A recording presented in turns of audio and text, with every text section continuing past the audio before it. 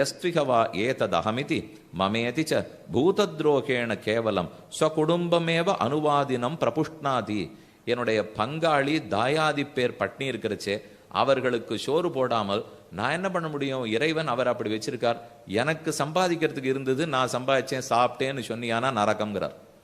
பங்காளி ஒருத்தன் சமப்பட்டு இருந்தாலோ என் குடும்பத்தில் இருக்கிற யாரான ஒருத்தன் துன்பம் சோறு இல்லாமல், அதுக்குன்னு வசதி வாழ்க்கையை பத்தி சொல்லலை. இப்போ அவன் ஆகார வசதி இல்லாத சிரமப்படுறான்னால் அவனுக்கு போட்டுட்டு தான் நீ சாப்பிடணும்.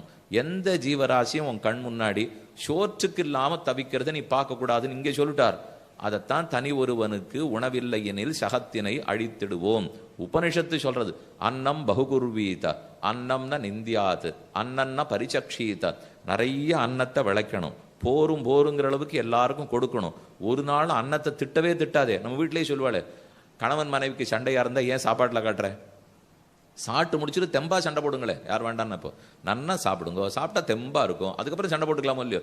ஆனால் அது சாப்பிட்ற சமயத்துக்கு சண்டை வந்து தட்டை வீசி எறியறது, சாப்பாட்டை எடுத்து போட்டு விடுறது, எனக்கு இது பிடிக்கவே இல்லை, இது நரகம் அப்படின்னு கையை உதற எதுவுமே கூடாதுங்கிறார். பண்ணினா இப்போ இந்த அன்னம் தான் நூற்றுக்கணக்கானவர்களுக்கு வாழ்க்கைக்கு ஆதாரம். அப்படி இருக்கிறச்சே எதிர்க்கிறதுக்கு உனக்கு யாரும் யோக்கியத்தையே கொடுக்கல. இந்த பிடி அன்னத்தை எடுத்து வாயில போட்டுக்க போறோம் பாருங்க. அப்ப மந்திரம்லாம் சொல்லணுங்கிறது. பிரம்மார்ப்பணம், பிரம்மஹவிஹி, பிரம்மணாஹுதன், பிரம்மத்தால் இது படைக்கப்பட்டிருக்கு. அவர் கொடுத்திருக்கிற சொத்தை தான் நான் இப்ப சாப்பிட்றேன்.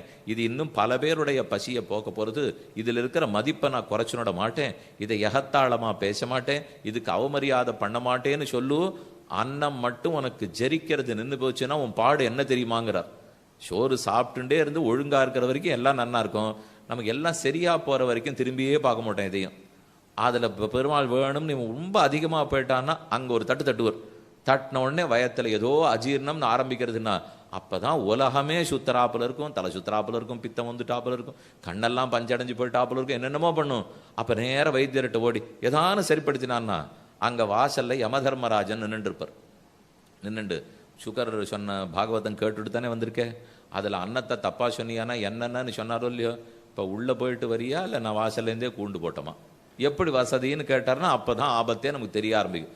அதனாலே அன்னத்தை நிகழவும் கூடாது, ஒருத்தருக்கு கொடுக்குறேன்னு சொல்லிட்டு இல்லைன்னு சொல்லக்கூடாது. என் பங்காளி ஒருத்தருக்கு உறவினனுக்கு இல்லைன்னு சொன்னால் நான் மட்டும் சௌக்கியமாக சாப்பிட்டுடவும் கூடாது.